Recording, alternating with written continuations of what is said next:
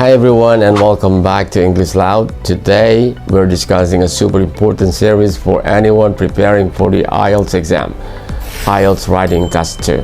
This is where you write an essay, and understanding the different question types is absolutely crucial for success. Now, writing Test 2 can feel a bit overwhelming, but I promise once you know what to look for, it becomes much clearer. In this video, we'll just be covering the general overview of each of the 5 main question types. Think of this as your roadmap. We'll dive into the specific strategies, essay structures, and detailed example for each individual type in our upcoming videos. So let's break down the 5 types you'll encounter. Each one requires a slightly different approach, so paying attention to the wording in the prompt is key. First up, we have opinion essays, often called agree or disagree.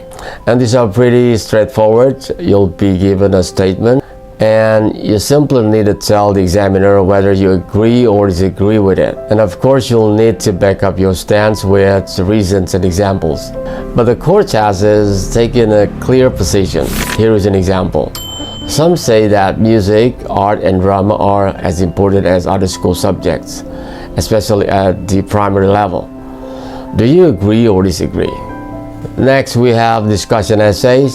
This type is a bit different because it tasks you to look at both sides of an argument. You'll discuss one viewpoint and then opposing viewpoints, and then critically you also need to give your own opinion.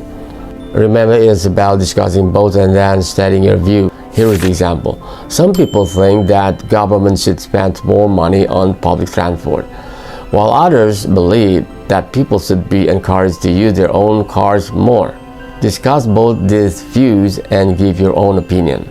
Now moving on to problem solution essays. This question presents a specific issue or problem, and your job is to identify the causes of that problem and propose solutions. It's all about analyzing the issues and offering ways to fix it. For example, traffic congestion is a growing problem in many cities around the world. What are the main causes of this problem, and what measure can be taken to solve it?